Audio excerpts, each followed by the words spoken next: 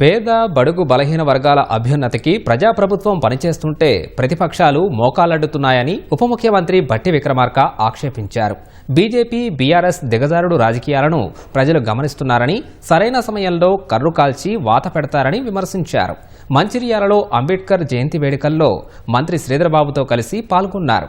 దేశంలో ఎక్కడా లేని విధంగా ఏడాదిన్నరలోనే అనేక సంక్షేమ అభివృద్ధి పథకాలు అమలు చేసిన ఘనత కాంగ్రెస్ ప్రభుత్వానిదేనని మంత్రి శ్రీధరబాబు స్పష్టం చేశారు. మంచిర్యాల నియోజకవర్గ సమగ్రాభివృద్ధికి కట్టుబడి పనిచేస్తున్నామని భట్టి వివరించారు. 9,000 కోట్ల రూపాయలతో రాజీవ్ యువ వికాసం అని మొదలుపెట్టి ఈ రాష్ట్ర ఆవిర్భావ దినోత్సవ రోజు రాష్ట్ర వ్యాప్తంగా వీళ్ళందరికీ శాంక్షన్ లెటర్లు కూడా ఇస్తామని చెప్పి ఈ రోజు ముందుకు పోతా ఉన్నాం.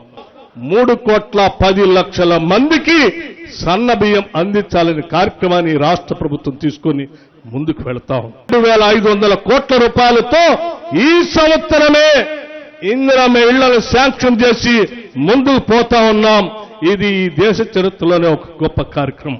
ఈ దేశ వనరులు గాని, రాష్ట్ర వనరులు గాని ప్రైవేటు వ్యక్తుల చేతుల్లోకి ఎట్టి పరిస్థితుల్లో పోనీయమని చెప్పి ఈరోజు ముందుకి పోతూ ఆయన ఒక నినాదం ఇస్తే కొద్దిమంది కుహనా మేధావులు తెలుసో తెలియక వారి మీద చాలా సంవత్సరాలుగా మాకు గౌరవం ఉంది. కానీ రాహుల్ గాంధీ తిరోగమనం అని వారు ఒక ఎడిటోరియల్ రాస్తారు. అయ్యా, నేను అడుగుతా ఉన్నాను, ఈ రాష్ట్రంలో ఉన్నటువంటి బడుగు బలహీన వర్గాలు, దళిత గిరిజనులు కాంగ్రెస్ పార్టీ ద్వారా వచ్చేటువంటి లబ్ధి పొందకూడదని మీరు అనుకుంటున్నారా?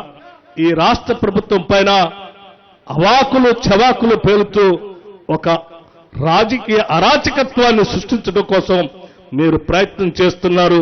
ఈనాటి ప్రజానికం ఆ మాత్రం కూడా అర్థం చేసుకోలేనటువంటి అమాయకులు కాదని చెప్పి వారికి నేను చెప్తా తెలుసుకున్నాను. మీరు ఎన్ని ప్రయత్నాలు చేసినా మేము ఈ కార్యక్రమాన్ని తీసుకొని ముందుకు పోతూనే ఉంటాం. సంపదను సృష్టిస్తాం. ఈ సంపదని అన్ని వర్గాల ప్రజలకు పంపిణీ చేస్తాం. కొద్ది మంది చేతుల్లో గుత్తాధిపత్యం, దోపిడీదారుల చేతుల్లోకి సంపదని పోనేమని చెప్పి ఈ సందర్భంగా మీ అందరికీ నేను ఏప్రిల్ 14 బాబాసాహెబ్ అంబేద్కర్ జయంతి రోజు మీ అందరితో మా ఆలోచనలు పంచుకుంటున్నాం. ఈ వ్యవస్థను దోపిడీ చేయాలనుకున్నటువంటి ఆధిపత్య వర్గాలకు సంబంధించిన 2 పార్టీలు, భారతీయ జనతా పార్టీ, బీఆర్ఎస్, అడ్డగోలుగా అడ్డపడాలని ప్రయత్నం చేస్తా ఉంది. ఈరోజు అన్ని వర్గాలకు సంబంధించిన ప్రజానికానికి న్యాయం చేయాలి అనే ఉద్దేశంతో జనగణన కూడా కార్యక్రమాలు చేయటం జరిగింది. 1 సంవత్సర కాలంలో 10 సంవత్సరాల కాలం పాటు చేయలేని అనేక అంశాలు బీజేపీకి సంబంధించిన వారు, టీఆర్ఎస్ సంబంధించిన వారు ప్రతిరోజు విమర్శ చేసేవారు. 1 సంవత్సరంలో రాజకీయ చిత్తశుద్ధి ఉంటే ఏం చేయగలుగుతామో, మహాలక్ష్మి కార్యక్రమం, ఉచిత బస్సే గాని, రాజీవ్ ఆరోగ్యశ్రీ 10 లక్షల రూపాయల కార్యక్రమం గాని, గృహజ్యోతి కింద 200 యూనిట్ల ఫ్రీ కరెంటే గాని, 57,000 ఉద్యోగాల భర్తీలు ఈ రోజు డిప్యూటీ చీఫ్ మినిస్టర్ గారి ఆధ్వర్యంలో రాజీవ్ యువ వికాస కార్యక్రమంతో పాటు 21,000 రూపాయల ఈ రోజు విదేశాలకు పోయి పెట్టుబడులు తీసుకురావడంతో పాటు మహిళలకు 21,000 కోట్ల రూపాయలు 3 గ్రూపులుగా ఎస్సీల వర్గీకరణ, young India skills university, young India residential schools, diet cosmetic ఛార్జీల పెంపు, గిగ్ వర్కర్స్ సంబంధించిన ప్రమాద భూమి, గల్ఫ్ మృతులకు 5 లక్షల రూపాయల ఎక్స్గ్రేషియా, కొత్త సిటీ నిర్మాణం, future city, regional ring road నిర్మాణం,